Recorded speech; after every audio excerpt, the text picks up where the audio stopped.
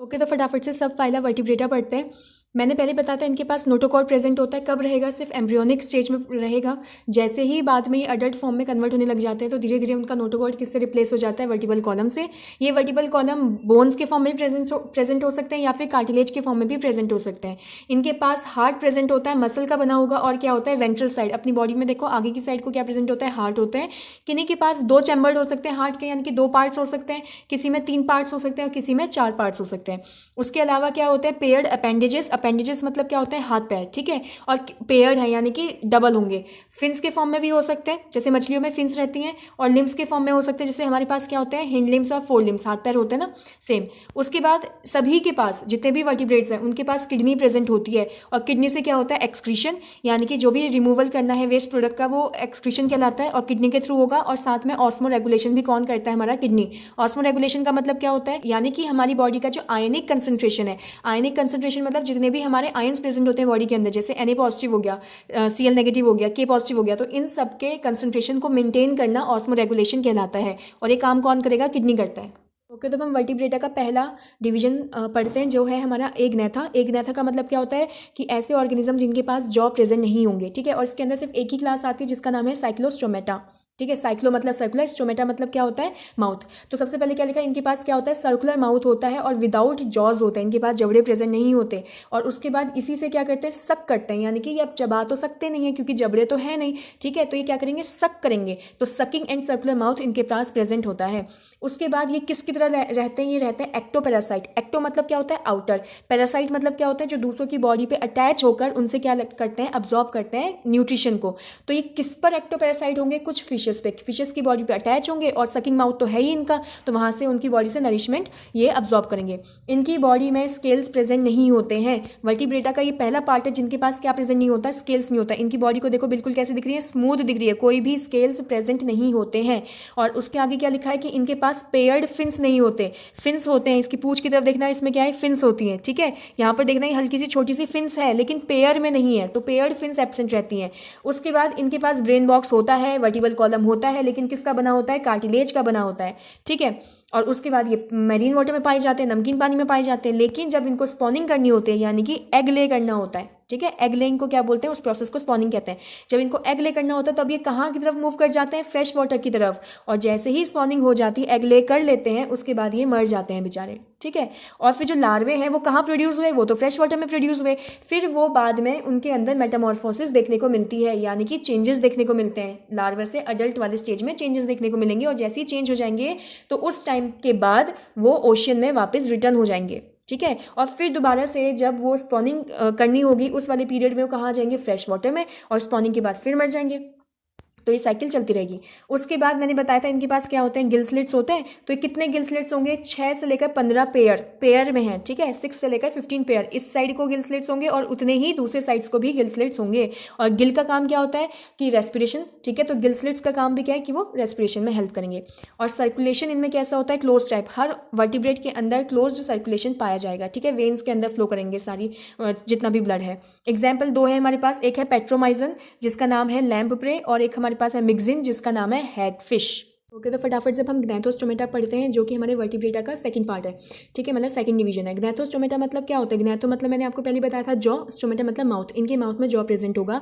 और इसके अंदर जो हमारे पास सुपर क्लास आती है वो है पाइसिस। और पाइसिस की जो क्लासेस हैं वो 2 हैं। एक हमारे पास होता है कॉन्ड्रिक थाइस और एक हमारे पास होता है ऑस्ट्रिक थाइस। तो जितना भी एनसीईआरटी के अंदर दिया हुआ है तो मैंने उसको टेबलर फॉर्म में कन्वर्ट करने की कोशिश करी है और थोड़ा सा इस तरीके से करा है कि डिफ्रेंशिएट भी हो जाए, ठीक है। चलो स्टार्ट करते हैं। देखो ये मैरीन होते हैं, सिर्फ और सिर्फ नमकीन पानी में पाए जाएंगे। और जो हमारे ऑस्ट्रिक थाइस होते हैं वो मैरीन वाटर, फ्रेश वाटर दोनों जगह पाए जाते हैं, ठीक है।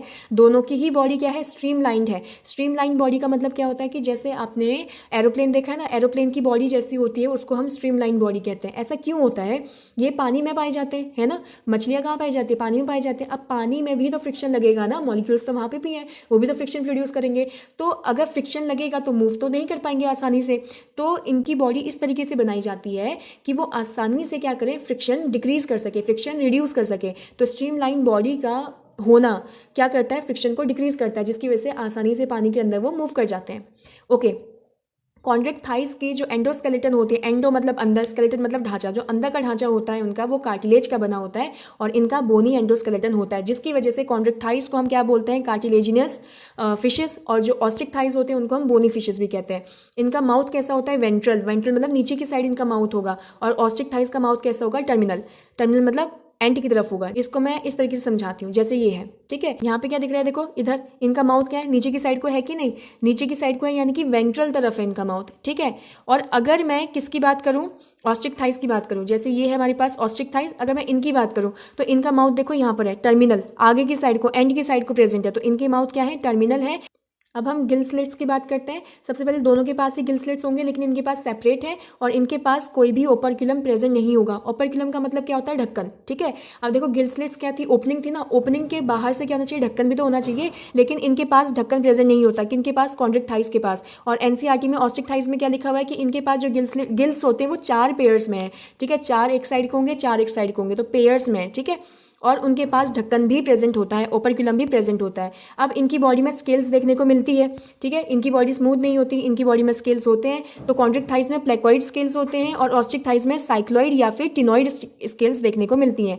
इनके जो प्लेकॉइड स्केल्स हैं वो बाद में टिथ में कन्वर्ट हो जाते हैं, मॉडिफाइड हो जाते हैं, लेकिन इनमें ऐसा कुछ दिया नहीं था तो उसका मैंने ब्लैंक रखा हुआ है।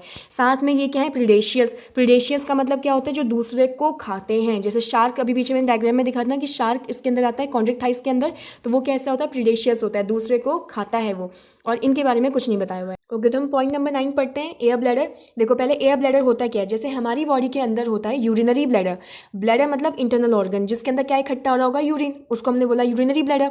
उसी तरीके से एयर ब्लैडर क्या होगा, ऐसा इंटरनल ऑर्गन जिसके अंदर क्या इकट्ठा हो रहा होगा, एयर, ठीक है। और ये एयर ब्लैडर होने से होगा क्या, देखो जैसे हमारे पास ऑस्ट्रिक थाइस में क्या लिखा है, एयर ब्लैडर होने से क्या होता है, बायंसी प्रोवाइड होती है। बायंसी का मतलब क्या होता है, देखो ये कहाँ पाए जाते हैं, ये पाए जाते हैं पानी में, तो पानी में भी तो फोर्स लग रहा होगा ना, जिसकी वजह से डूब सकते हैं, ठीक है। लेकिन इनके अंदर क्या प्रेजेंट है, एयर ब्लैडर, जिसकी वजह से इनको क्या फील हो रहा होगा, हल्कापना, बायंसी लग रही होगी। बायंसी में क्या होता है, ऊपर की तरफ फोर्स लग रहा होता है, जिसको हम अपथ्रस्ट फोर्स बोलते हैं, ठीक है। तो इस वजह से जिनकी बॉडी के अंदर एयर ब्लैडर होगा, जिनकी बॉडी में एयर फिल्ड ऑर्गन्स होंगे, ठीक है, उनके बॉडी में क्या फील होगा, उनको बायंसी फील होगी। बायंसी फील होंगे तो वो ऊपर की तरफ फ्लोट कर रहे होंगे, ठीक है, डूबेंगे नहीं। लेकिन जो कॉन्ड्रिक थाइस होते हैं भैया, इनके पास तो एयर ब्लैडर एब्सेंट होता है।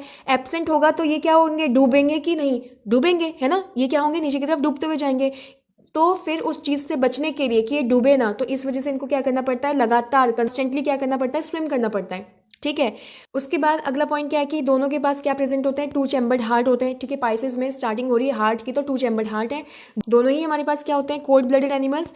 कोल्ड ब्लडेड एनिमल्स को हम क्या बोलते हैं साइंटिफिकली, पोइकिलोथर्मस। पोइकिलोथर्मस का मतलब क्या होता है, देखो जो ऑर्गेनिज्म का internal temperature, body temperature change हो रहा है बाहर के टेम्परेचर के अकॉर्डिंग, समझ रहे हो कि नहीं। एक चीज़ मेरे को बताओ, तुम क्या मछलियाँ कपड़े पहनती हैं, कभी देखा है मछलियों को कपड़े पहनते हुए, नहीं ना। हम कपड़े क्यों पहनते हैं, अलग अलग सीजन में अलग अलग कपड़े पहनते हैं, क्यों, क्योंकि हमारी बॉडी का जो टेम्परेचर है वो कांस्टेंट रहता है, वो सेम रहता है। जब बुखार वगैरह आता है, जब तबीयत खराब होती है तो अलग बात है, अदरवाइज हमारी बॉडी का टेम्परेचर क्या रहता है, कांस्टेंट रहता है।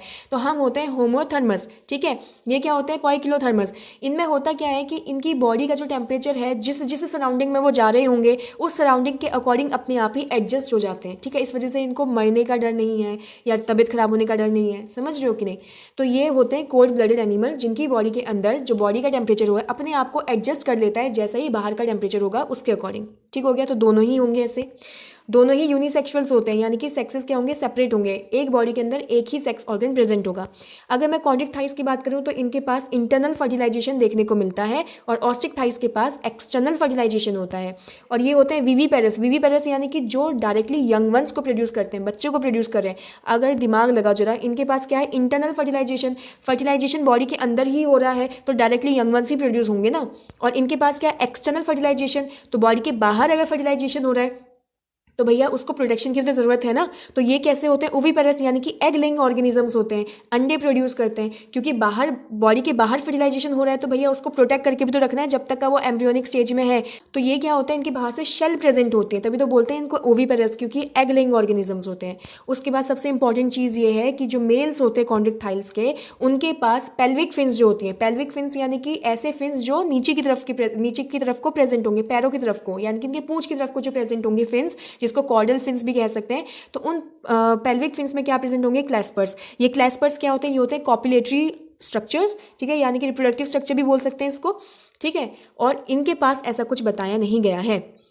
एक और पॉइंट हमको देखने को मिलता है ऑस्ट्रिच थाइस के अंदर कि इनके अंदर डेवलपमेंट जो होता है वो डायरेक्ट होता है। डायरेक्ट डेवलपमेंट का मतलब क्या होता है कि लार्वल स्टेज देखने को नहीं मिलती, कोई मेटामॉर्फोसिस देखने को नहीं मिलती। जो ऑर्गेनिज्म बना होगा, जो यंगमन्स बना होगा, वो सीधे एज इट इज़ अपने पेरेंट की तरह दिखाई देगा, ठीक है, उसको डायरेक्ट डेवलपमेंट कहते हैं। इनके जो हमारे पास कॉन्ड्रिक थाइस हैं उनके बारे में ऐसा कुछ नहीं बताया हुआ है, ठीक है।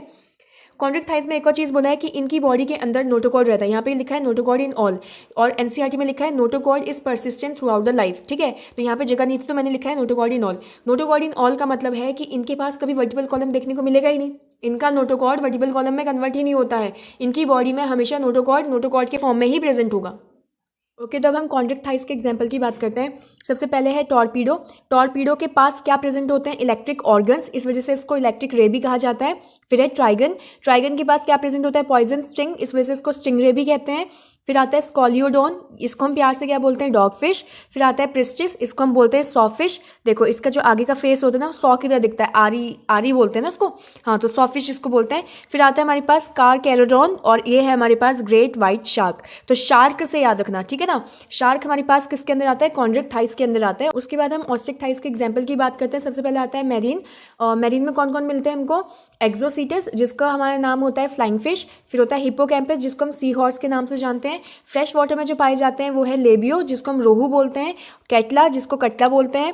और क्लैरियस, जिसको हम मैग्यूर बोलते हैं। एक्वेरियम में जिनको रखा जाता है वो है बेटा, इसको हम बोलते हैं फाइटिंग फिश। और फिर है पेट्रोफाइलम, जिसको हम एंजल फिश के नाम से जानते हैं।